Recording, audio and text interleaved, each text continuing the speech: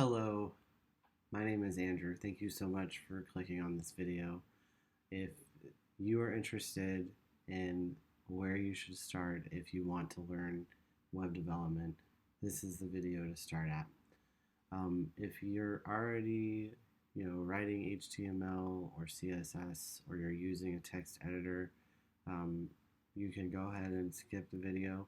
This might be a little bit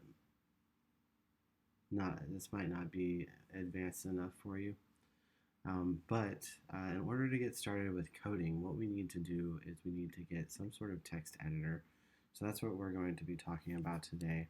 I am personally going to be recommending VS Code. There are other ones out there, but this is the one that I've been using for a little while now, and it's the one that I preferred. I've used a few of the other ones. So what you'll do is you'll go to the search engine that you use and just search for VS Code. Click on that download button, and it's going to show you options for downloading VS Code. If you are on a Mac operating system and you're not running 10.10 or higher, you're not going to be able to use VS Code. You'll have to find another alternative. We'll talk about one of those in a second. I'd probably recommend upgrading your operating system if you're able to. So you'll go ahead and click on 10.10 or download for Mac. It's going to go ahead and start that download. We can see right up here. Let's talk about those other options while we're waiting on this to download. One of the ones that I was using that I liked was Atom. If you click on this Atom.io, it will take you to the download page for your specific operating system. You can see other platforms that it supports and download those here. So it looks like there might be some, we got Windows and Mac here. You'll just hit that download button there to get Atom. And then there's also Brackets. I used that one for a little while and I didn't really use it long enough to give you to say that I liked it. I will say that their website's not secure, so that's interesting. But you just hit that downloads button there. You can kind of see a little like what it looks like. And then if you are using an earlier version of Mac OS and you don't have 10.10 or higher, you can use Sublime Text. This one is compatible with 10.7 or later, as you can see right here, and that's sublimetext.com. So those would be the other three that I would recommend. If you download Visual Studio Code and you're not a fan of it, try those other three and see if you like them better.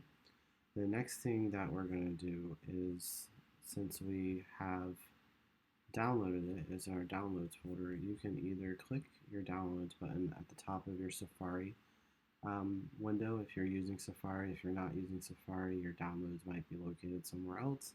If you have changed the preferences on your menu tab, then you might not have a download button up there. If that's the case, just hit the Go button with the Finder menu up and go to Downloads, and you'll see it right there in your downloads. Visual Studio Code is not a package or a DMG file, so you just open it and it opens up the text editor.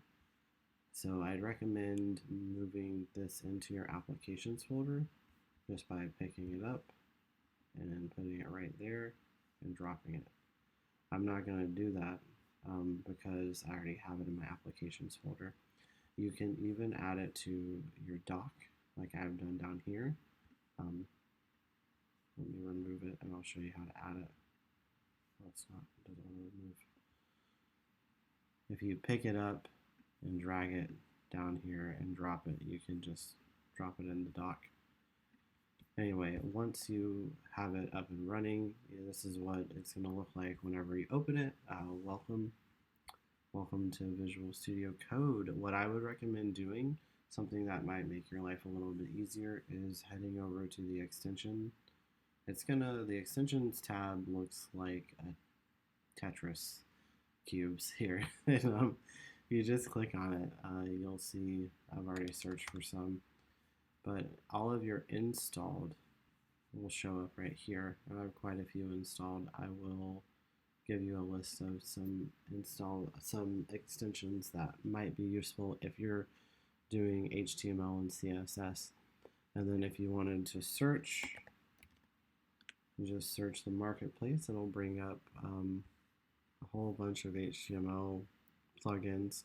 If you don't already have it down or installed, it'll give you a little install button here. If it's already installed and you click it, it's going to show you, give you the ability to disable it or uninstall it or change the settings on it. And it's going to tell you a little bit about what this extension does. So this is what I would recommend for getting started. Hopefully this was helpful for someone. If it was helpful for you, go ahead and hit the like button on the video. And if you have any suggestions or recommendations, leave it in the comments. Again, check out the show notes or the description.